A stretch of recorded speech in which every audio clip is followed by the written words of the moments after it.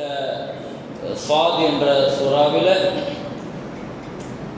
நபியுல்லா அய்யூப் அலைஹிஸ்ஸலாத்தினுடைய வரலாறு பேசப்படுது.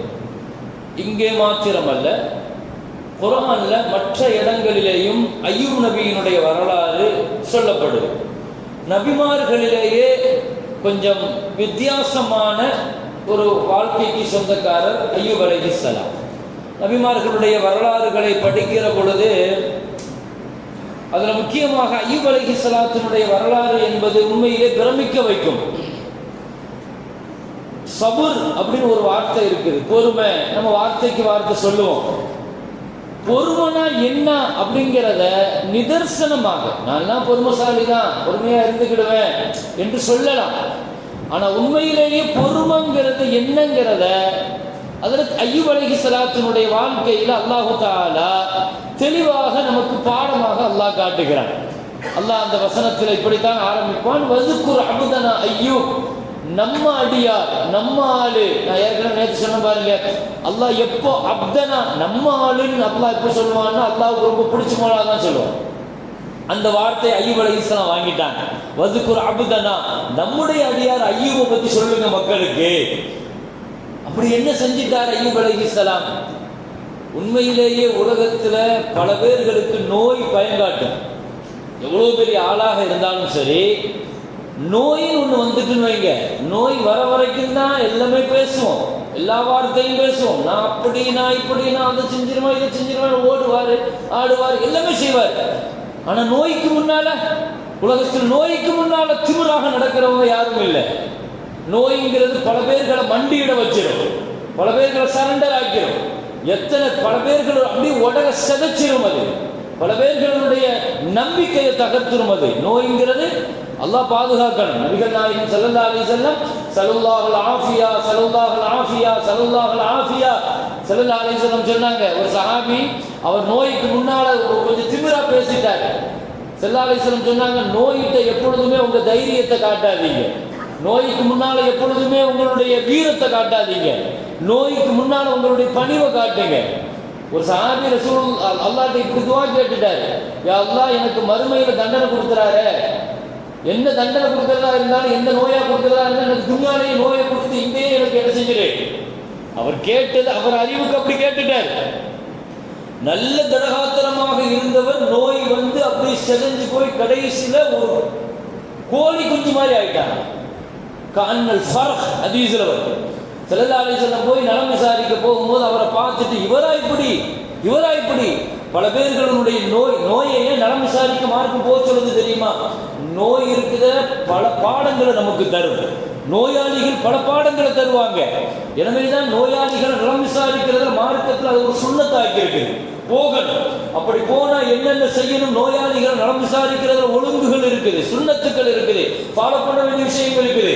நீங்க ஒரு நோயாளியை போய் நலம் விசாரிக்க போனா 70,000 மலக்குமார்கள் காலையிலிருந்து மாலை வரைக்கும் உங்களுக்காக துவா செய்யறாங்கன்னா, அல்லாஹ் எவ்வளவு பெரிய நசீப்.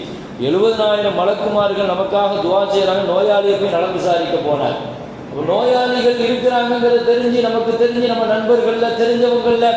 எனவே நோய்க்கு முன்னால எப்பொழுதுமே வந்து என்ன செஞ்சிடக்கூடாது. ஸல்லல்லாஹு அலைஹி வஸல்லம் எப்பவுமே காலையில ஃபஜ்ர் தொழுவதற்கு முன்னால கேட்பாங்க, யாராவது இன்னைக்கு வரலையா, எதுவும் நோயில மாட்டிக்கிட்டாங்களா, நோயாளிகள் தெரிஞ்சா ஃபஜ்ருக்கு பின்னால போய் பார்த்துட்டு வந்துருவோமே, நோயாளிகள் நலம் விசாரிச்சுட்டு வந்துருவோம்னு சஹாபிகளை கூப்பிடுவாங்க. அது ஒரு பெரிய சுன்னத்து.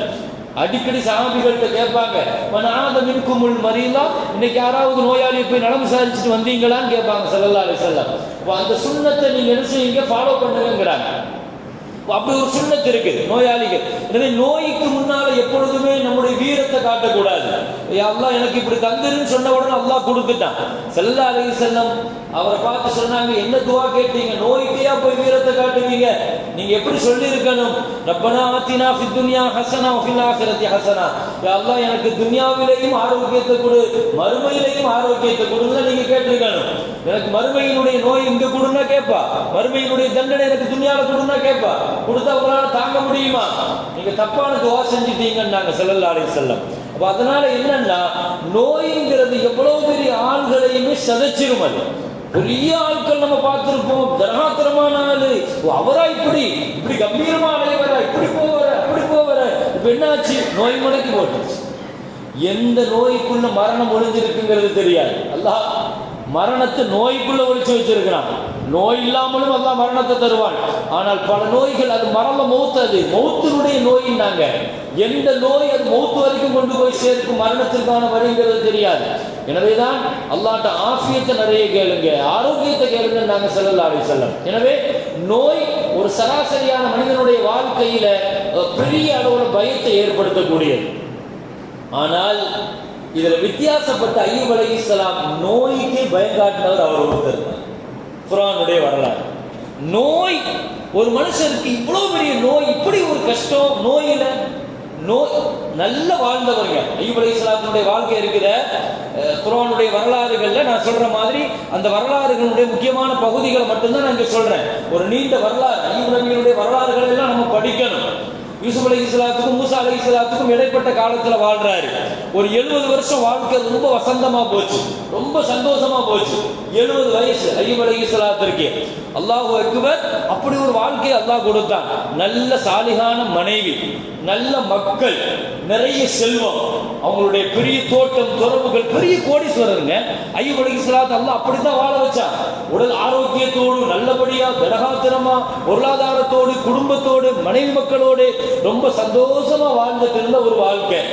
திடீர்னு 70 வயசுல டேன் ஆகுது. அவர் வாழ்க்கையில நோயில மாற்றுறது 70 வயசுல. கிட்டத்தட்ட நீங்க நமக்கெல்லாம் ரசூலுடைய உம்மத்தை பொறுத்த வரைக்கும் 60க்கும் 70க்கும்ங்கிறதுலே கிட்டத்தட்ட வாழ்க்கையினுடைய முடிவுக்கு வர மாதிரி காலகட்டம்.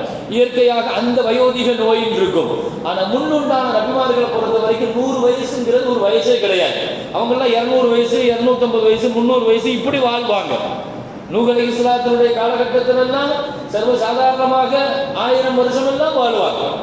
அப்படியெல்லாம் அல்லாஹ் ஒரு வாழ்க்கையை கொடுத்தார். அப்போ நீண்ட நாட்கள் நூஹ் அலைஹிஸ்ஸலாத்துல ஒரு அம்மா சொல்லுச்சு இல்லையா, என் புள்ள மௌத்தா போயிட்டான்னு அந்த அம்மா அழுவுச்சு. ஏம்மா பிள்ளைக்கு வயசு எத்தனம்மான்னு கேட்டாங்க. என் குழந்தை பிள்ளைக்கு வயசு என்ன? பிள்ளைக்கு 100 தாங்க ஆச்சு அப்படின்னா அந்த அம்மா. பிள்ளை 100 தான் ஆச்சு. என்னம்மா நீ 100 வயசுக்கு இப்படி அழுகிறிய? பின்னால ஒரு சமுதாயம் வரும், 70 தாண்டதே பெரிய கஷ்டமா இருக்கும்.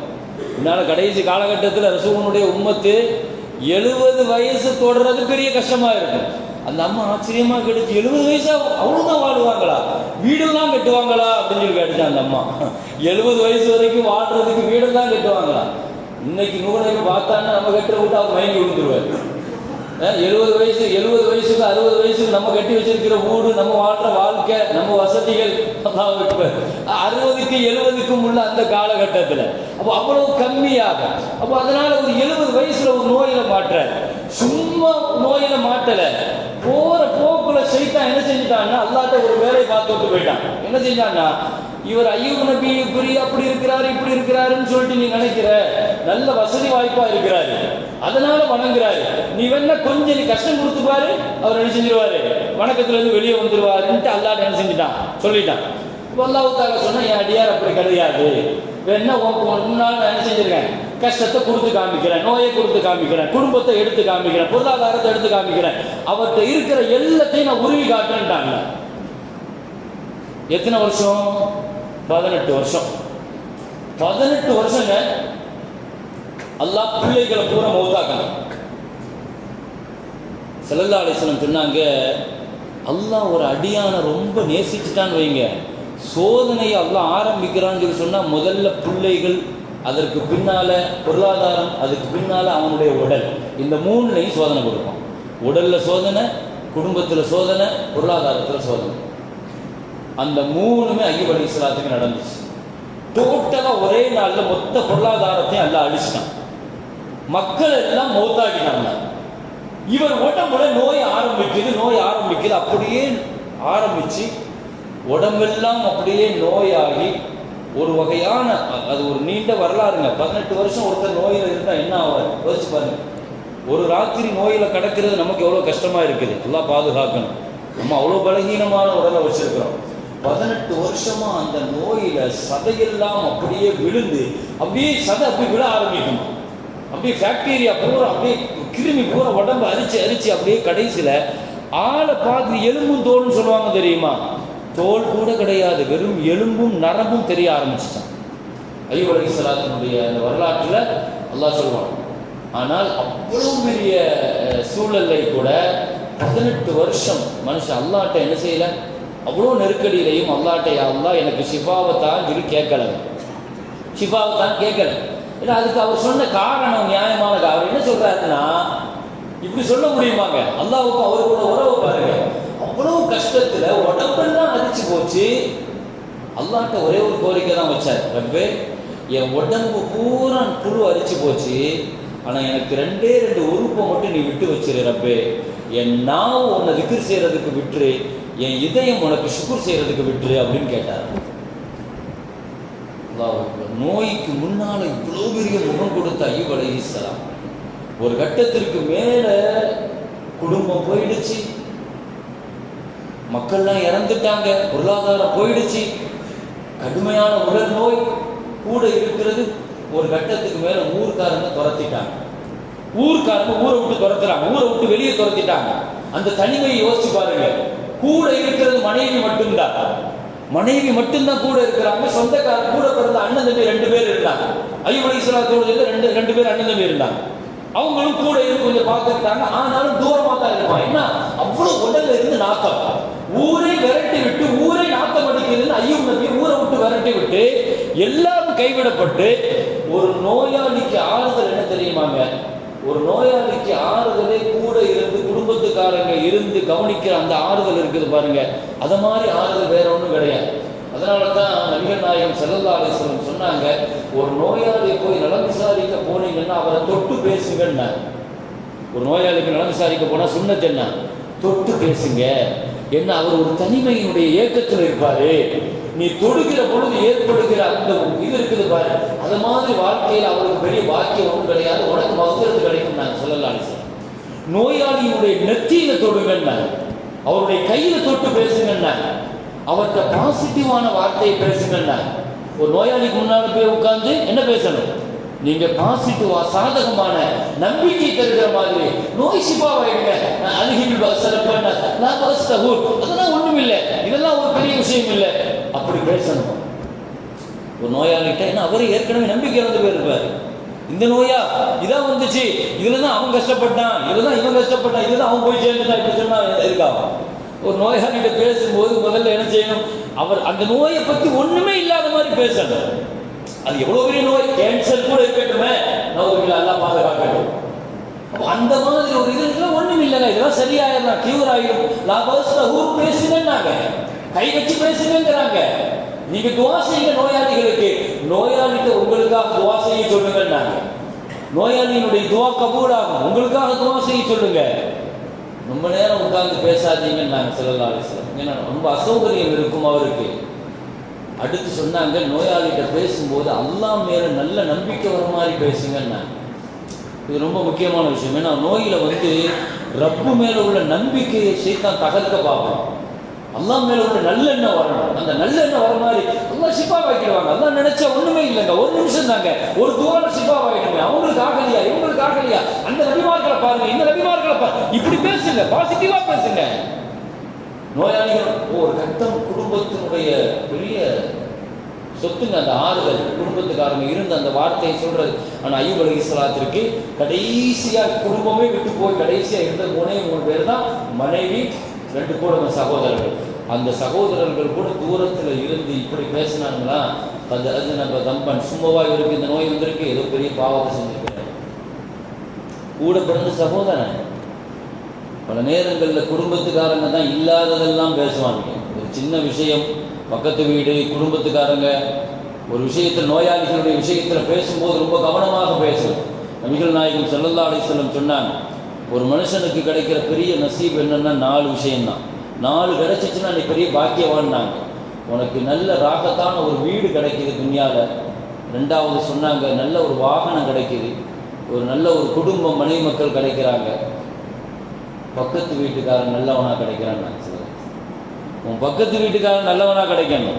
அவனுடைய வேலை என்ன தெரியுமா? உன்னை பத்தி ஒரு தவறான விஷயத்தை கேட்டால் அவன் மறைக்கணும், புதைக்கணும். உன்னை பத்தி நல்ல விஷயத்தை அவங்க பரப்பணும். இப்படி ஒரு பக்கத்து வீட்டுக்காரன் கிடைச்சா நீ பெரிய பாக்கியமான்னு. ஆனால் உன்னை பத்தி ஏதாவது தவறான கிடைச்சா அதை பரப்புறதுக்கு ரெடியா இருக்கிறாங்கிற மாதிரி இருந்தால் நீ ரொம்ப கவனிக்கணும். நாங்கள் பக்கத்து வீட்டுக்காரர் சஹாபிகள் ரசூலுல்லாஹ்ட்ட கேட்டாங்க, யார் ரசூலுல்லாஹ், பக்கத்து வீட்டுக்காரர் கபூர்லேயும் பக்கத்து வீட்டுக்காரனை பார்க்கணுமான்னு கேட்டாங்க. கண்டிப்பாக பக்கத்து வீட்டுக்காரனை பார்க்கணும். கபூர்லேயும் பக்கத்து வீடு இருக்குதா, பக்கத்தில் யார் இருக்கிறாங்களோ அந்த கபூருடைய எஃபெக்ட் பக்கத்து கபூருக்கு இருக்கும். ஸல்லல்லாஹு அலைஹி வஸல்லம் அந்த சஹாபி கேட்கும்போது சொன்னாங்க, துன்யாவில் எப்படி உன் பக்கத்து வீட்டில் நல்லவனாக இருந்தால் கெட்டவனாக இருந்தால் அதனுடைய எஃபெக்ட் எப்படி உனக்கு இருக்குமோ அதே மாதிரி கபூர்லேயும் உன் பக்கத்தில் இருப்பவர்களுடைய நன்மை தீமையினுடைய விஷயங்கள் உன்னை லேசாக அதை ஆட்டி பார்க்கும் நாங்கள் ஸல்லல்லாஹு அலைஹி வஸல்லம். சரி, அதனால் நம்ம தேர்வு பண்ணி இவருக்கு பின்னால் பக்கத்தில் அடக்கப்பட்டிருக்கலாம்னு ஒன்று நினைச்ச முடியாது. அல்லாஹ் தஆலா அப்படி ஒரு நல்ல நசீபை தரணும். நல்ல சாலிஹீன்களோடு என்ன செய்யணும், இருக்கிற கபூர்லையும் அப்படித்தானே கேட்க சொல்லியிருக்கிறாங்க. ரப்பி தௌஃபனி முஸ்லிமா, யூசுப் அலைஹிஸ்ஸலாம் கேட்ட துவா என்ன? ரப்பி தௌஃபனி முஸ்லிமா வால்ஹிக்னி பில், அல்லாஹ் என்ன முஸ்லிமா மௌத்தாக்கு நல்ல மக்களோடு என்ன சேர்த்து வைங்கிறாங்க. மௌத்தா பண்ணதுக்கு பின்னால் நல்ல மக்களோடு சேர்த்து வைங்க என்ன அர்த்தம்? கபூரிலையும் சரி மறுமையிலும் சரி நல்ல மக்களோடு என்ன செய்யும், இப்படி துவா கேட்கணும். அப்போ அந்த சாலிஹீன்களுடைய தொடர்பு நல்லவங்களுடைய தொடர்பு நமக்கு கிடைக்கும் கபூரில்.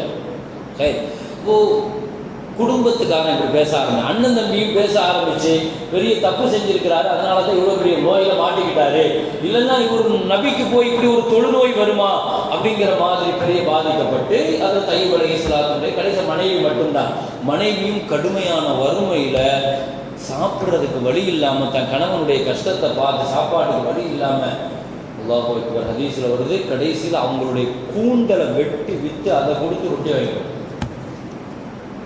ஒரு நபியினுடைய வாழ்க்கை இவ்வளோ வசதியாக வாழ்ந்தவர் கடைசியில் தன் மனைவியினுடைய கூந்தலை வெட்டி கொடுத்து அந்த முடியை விற்று காசு வாங்கி ரொட்டி தன் கணவனுடைய நிலைமை. அய்யூப் அலைஹிஸ்ஸலாத்துக்கு அதை தெரிய வந்தவுடனே சொன்னாங்க, அல்லாஹ் எனக்கு ஷிஃபாவை தந்தா உனக்கு 100 அடி அடிப்பண்ணாங்க. அல்லாஹ் எனக்கு சத்தியம் பண்ண, நீ எப்படி இந்த ஒரு காரியத்தை நீ செய்வனி என்று தெரிவு. கடைசியில் எல்லாரும் விட்டு மனைவி மட்டும் தாங்க அய்யூப் அலைஹிஸ்ஸலாத்தோட அந்த ரஹீமா அந்த அம்மா, அல்லாஹ்வுக்கு ரொம்ப பெருமசாலி பெரிய சிறுகை அந்த அம்மா. அய்யூப் நபிக்கு கிடைச்ச அந்த மனைவி சாலிகான மனைவி, கஷ்ட காலத்தில் கூட இருந்து கையில் அல்ஹம்துலில்லாஹ். நான் விவரிக்க விரும்புகிறேன், நிறைவுக்கு வர. அல்லாஹ் குர்ஆன்ல சொல்றான், இது நாதா ரப்பஹு அன்னி மஸ்ஸனிய ஷைத்தான். ஒரு கட்டத்துக்கு மேல துஆ கேட்கணுங்கிற முடிவுக்கு எல்லாரும் கொண்டு வந்துட்டாங்க. அப்ப அய்யூப் அலைஹிஸ்ஸலாம் 18 வருஷத்துக்கு பின்னால என்ன சொன்னாங்க தெரியுமா?